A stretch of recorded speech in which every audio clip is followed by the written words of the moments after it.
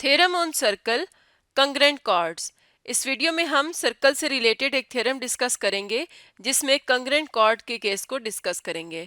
Congruent का मतलब होता है सेम मेजरमेंट यानी लेंथ में बराबर होना, और कॉर्ड वो लाइन सेगमेंट होता है जो किसी सर्कल के दो बाउंड्री पॉइंट्स को ज्वाइन करता हो। तो कंग्रेंट कॉर्ड से रिलेटेड थ्योरम को डिस्कस करेंगे। थ्योरम की स्टेटमेंट है if two chords of a circle are congruent, यानी किसी सर्कल की अगर दो कॉर्ड्स आपस में मेजरमेंट में बराबर हों then they will be equidistant from the centre, तो वो सर्कल के सेंटर से इक्वी डिस्टेंट यानी बराबर फासले पर होंगी। तो इस थ्योरम की स्टेटमेंट को देखते हुए हम पहले यहाँ पर एक डायग्राम ड्रॉ करेंगे। तो अगर हमारे पास ये एक सर्कल है जिसका हम सेंटर ले लेते हैं O, और स्टेटमेंट के मुताबिक हमने यहाँ पर दो कॉर्ड्स ड्रॉ करनी है जो आपस में मेजरमेंट में बराबर होंगी। तो हम कोई सी दो कॉर्ड्स यहाँ पर ले लेते हैं और ये अज्यूम करेंगे कि इनकी आपस में मेजरमेंट बराबर है। एक कॉर्ड को हम ए बी कह देते हैं और दूसरी कॉर्ड को सी डी कह देते हैं।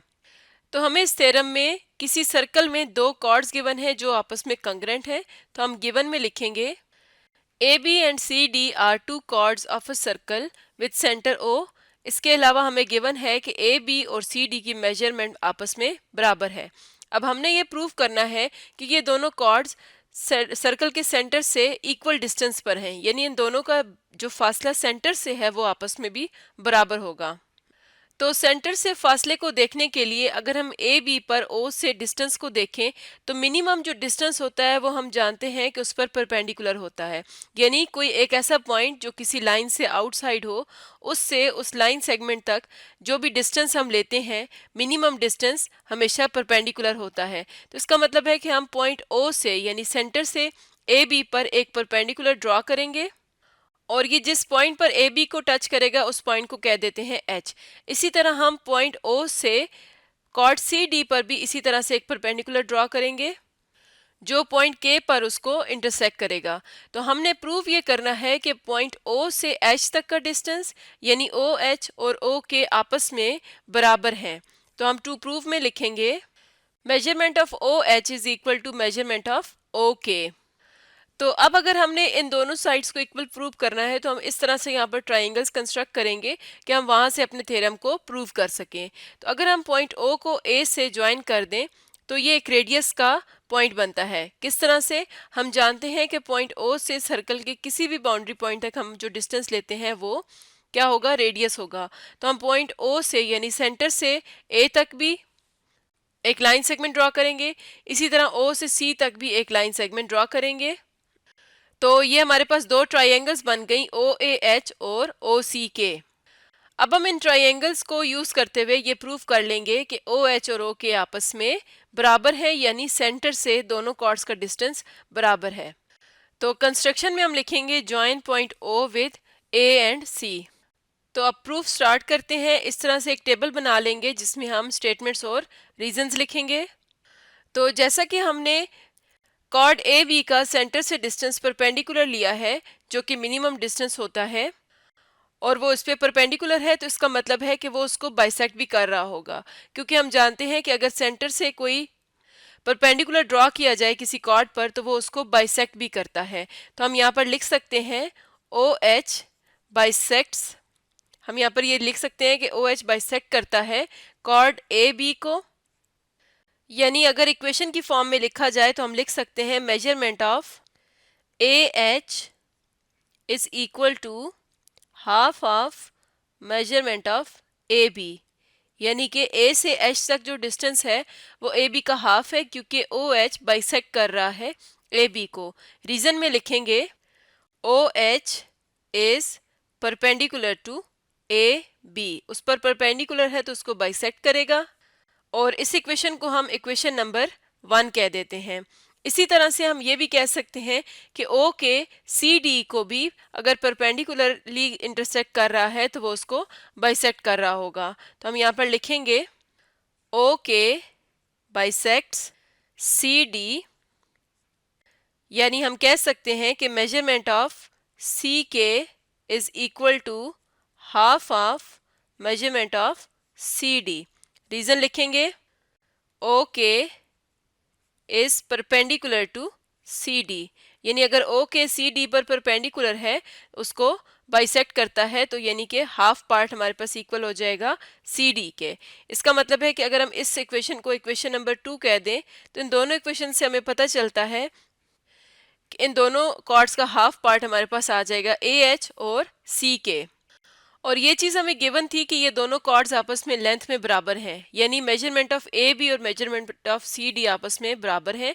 तो ये चीज़ हम यहाँ पर लिखते हैं, measurement of A B is equal to measurement of C D, और ये गिवन था तो रीजन में लिखेंगे गिवन।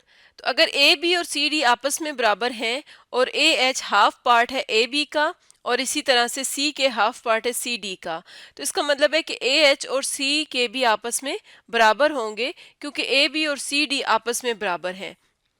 तो इस इक्वेशन को हम इक्वेशन नंबर 3 कह देते हैं, और इक्वेशन नंबर 1, 2 और 3 को यूज करते हुए हम ये कह सकते हैं कि ए एच और सी के आपस में बराबर हैं। तो हम यहाँ पर लिखेंगे measurement of A H is equal to measurement of C के, और रीजन लिखेंगे बाय यूजिंग 1, 2 एंड 3। इस इक्वेशन को हम इक्वेशन नंबर 4 कह देते हैं, जिसके अकॉर्डिंग हमने ये बात बोली कि ए एच और सी के की मेजरमेंट भी आपस में बराबर है। तो अब हम देखते हैं कि ए एच और सी के दो ट्राइंगल्स का पार्ट है, यानी ए एच जो साइड है वो ट्राइंगल ओ ए एच का पार्ट है, और इसी तरह जो साइड सी के है ये ट्राइंगल ओ सी के का पार्ट है। तो अब हम ट्राइंगल ओ ए एच और ओ सी के का कंपैरिजन करेंगे, यानी इनकी कोरिस्पोंडेंस देखेंगे। तो हम यहाँ पर लिखेंगे in triangle O A H corresponding to triangle O C K. इन दोनों ट्राइंगल्स की कोरिस्पोंडेंस में हम ये बात जानते हैं कि एंगल ओ एच ए यानी कि ये वाला एंगल 90 डिग्रीज का है, इसी तरह एंगल ओ के सी भी 90 डिग्रीज का है। तो इसका मतलब है कि ये दोनों ट्राइंगल्स राइट एंगल ट्राइंगल्स हैं। तो हम लिखेंगे कि angle O H A is equal to angle O K C which is equal to 90 degrees. तो हम यहाँ पर लिख सकते हैं measurement of angle O H A is equal to measurement of angle O C K equals to 90 degrees, यानी ये दोनों ट्राइंगल्स 90 डिग्रीज पर राइट एंगल ट्राइंगल्स हैं। और इसकी रीज़न ये थी कि ओ एच ने परपेंडिकुलरली बाइसेक्ट किया था ए बी को, इसी तरह ओ के ने परपेंडिकुलरली बाइसेक्ट किया था सी डी को। तो यही रीज़न हम लिखेंगे कि O H is perpendicular to A B and O K is perpendicular to C D. तो अगर ये दोनों राइट एंगल ट्राइंगल्स हैं तो हम देख सकते हैं कि 90 डिग्रीज के सामने वाली साइड ओ ए और ओ सी ये हाइपोटेन्यूज हैं, और ये भी आपस में बराबर हैं क्योंकि ये सर्कल के रेडियस भी हैं। तो हम यहाँ पर लिख सकते हैं कि hypotenuse O A is equal to hypotenuse O C. तो हम यहाँ पर लिखेंगे hypotenuse O A is equal to hypotenuse O C, और रीजन लिखेंगे radii of the same circle.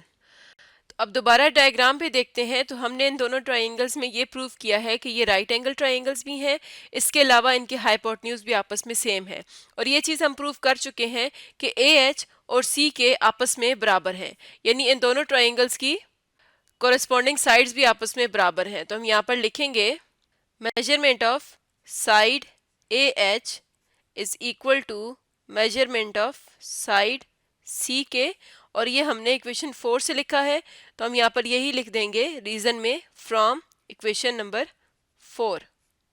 तो हम यहाँ से देख सकते हैं कि हमने दो राइट एंगल ट्राइंगल्स में उनके हाइपोटेन्यूज और साइड को इक्वल प्रूव किया है।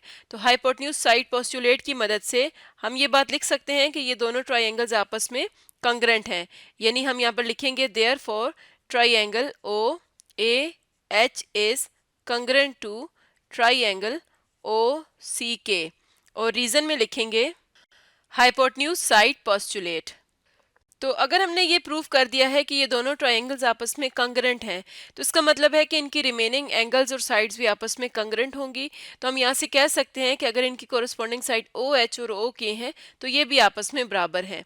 तो यही चीज़ हमने प्रूव करनी थी कि साइड ओ एच और ओ के भी आपस में इक्वल हैं। तो हम यहाँ पर लिख सकते हैं Therefore, measurement of side OH is equal to measurement of side OK। और इसकी रीज़न लिखेंगे corresponding sides of congruent triangles. और यही चीज़ हमने प्रूव करनी थी कि ये दोनों साइड्स आपस में बराबर हैं। तो इस तरह से हमने देखा कि अगर किसी सर्कल में दो कॉर्ड्स आपस में लेंथ में बराबर हों यानी कंग्रेंट हों तो वो सेंटर से इक्वी डिस्टेंट होंगी, और इस तरह से हमने इस थ्योरम को प्रूव कर लिया। तो आज का हमारा टॉपिक था theorem on circle related to congruent chords.